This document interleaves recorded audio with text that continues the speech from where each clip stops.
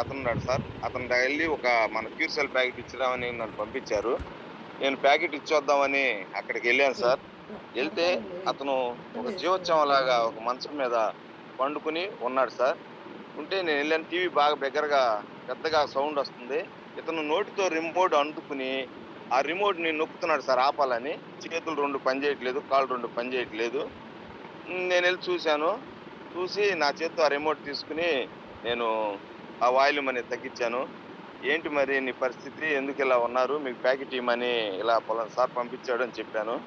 Madam పంపించిందని చెప్తే, "sir అతనికి మాట కూడా స్పష్టంగా రావట్లేదు. అలా మంచంలో ఎవ్వరు లేరు. సైలెంట్‌గా ఉంది ఇల్లంతా." నత్తిగా మాట్లాడుతూ చెప్పాడు, "డాక్టర్ గారు నన్ను ఎందుకు పనికిరాడెకితను. తీసుకెళ్ళిపోండి ఇంటికి" అని మా బ్రదర్స్‌కి, మా అమ్మకి చెప్పాడు. చెప్తే నన్ను తీసుకొచ్చేశారు. ఈ మంచంలో పండబెట్టారు. వాళ్ళొచ్చి ఇద్దరు మనుషులు అతన్ని స్వయంగా లెగవలేడు. వాళ్ళిద్దరు సపోర్ట్ ఇచ్చి లేపి కుర్చీలో కూర్చోబెట్టి, ఇద్దరు అటు ఇటు పట్టుకుంటే మూడో మనిషి అతనికి అన్నం తినిపించాలి సార్. లేపోతే అతను తినలేడు. అలాంటి పరిస్థితులు అతనియి.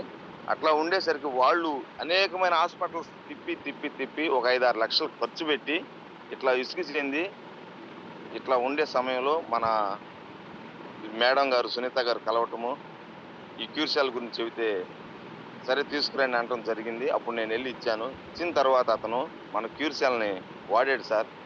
వాడిన తర్వాత ఒక వారం రోజుల తర్వాత అతను ఒక మనిషి సపోర్ట్ తోటే ఈ చెయ్యనేది చెయ్యి, హ్యాండ్ అనేది ఇట్లా లెగిసి గ్రిల్ పట్టుకొని స్వయంగా కూర్చుంటున్నాడు సార్ అతను.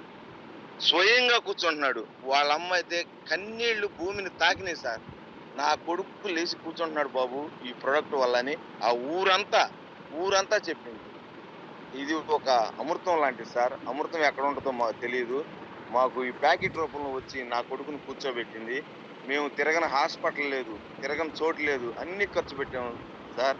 వాళ్ళ అన్నదమ్ములు గూడా తిరిగి ఇసుగు చెంది, ఇక సరేలే అమ్మ మంచంలో ఉంచండి అనే సమయంలో ఈ ప్యాకెట్ ఇస్తే, అతను స్వయంగా కూర్చొని ఆ నత్తిగా మాట్లాడే మాటలు గూడా పోయి, ఇప్పుడు హ్యాపీగా మాట్లాడుతున్నారు సార్ ఫోన్‌లో.